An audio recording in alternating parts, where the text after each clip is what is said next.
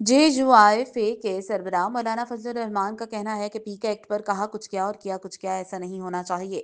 جہلا میں مقامی مدرسے میں آمد کے بعد میڈیا سے گفتگو کرتے ہوئے JUI سربراہ مولانا فضل الرحمان نے کہا کہ پی کے ایک ترمیمی بل سے متعلق صدر مملکت زرداری سے بات کی تھی۔ مجھے کہا گیا موثر نقوی کی صحافیوں سے ملاقات میں تجاویز دی جائیں گی، پھر صبح پتہ چلا کہ صدر نے بل پر دستخط کر دیے۔ انہوں نے کہا کہ ایسا نہیں ہونا چاہیے کہ ہمیں کہا کچھ جائے اور کیا کچھ جائے۔ پی کے ایکٹ کا براہ راست اثر ملکی صحافت پر پڑتا ہے۔ ایکٹ میں تحفظات اور تجاویز کو دیکھ کر مشاورت کی جائے۔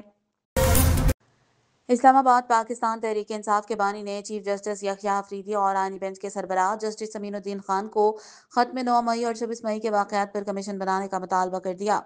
تفصیلات کے مطابق بانی پی ٹی آئی نے چیف جسٹس یحییٰ آفریدی اور آئینی بینچ کے سربراہ جسٹس امین الدین خان کو الگ الگ خطوط بھجوا دیے۔ عمران خان کے وکلاء نے خطوط وصول کر کے بھیج دیے۔ خط میں 9 مئی اور 26 نومبر کے واقعات پر کمیشن بنانے کا مطالبہ کیا گیا ہے۔ اسلام آباد وزیر اعظم شہباز شریف نے ارکان پارلیمنٹ کی تنخواہوں میں اضافے کی منظوری دے دی، جس کا اطلاق 1 جنوری 2025 سے کر دیا گیا۔ تنخواہوں میں اضافے کی منظوری کے بعد ایک رکن پارلیمنٹ کے اکاؤنٹ میں 5,19,000 روپے منتقل کر دیے گئے۔ اسپیکر قومی اسمبلی ایاز صادق کی تنخواہ میں اضافہ نہیں ہوا، لہٰذا وہ 2,18,000 روپے وصول کریں گے۔ اسی طرح ڈپٹی اسپیکر قومی اسمبلی کی تنخواہ میں بھی اضافہ نہیں کیا گیا۔ ذرائع نے بتایا کہ اسپیکر اور ڈپٹی اسپیکر کی تنخواہ فائنانس کمیٹی نہیں بڑھا سکتی۔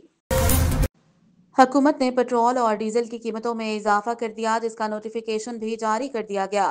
حکومت کی جانب سے پٹرول کی قیمت میں 1 روپے کا اضافہ کیا گیا، جس کے بعد نئی قیمت 257 روپے 13 پیسے فی لیٹر مقرر ہو گئی۔ ڈیزل کی قیمت میں 7 روپے اضافہ کیا گیا، جس کے بعد ڈیزل کی نئی قیمت 267 روپے 95 پیسے ہوگی۔ پیٹرولیم مصنوعات کی نئی قیمتوں کا اطلاق رات 12 بجے سے ہوگا۔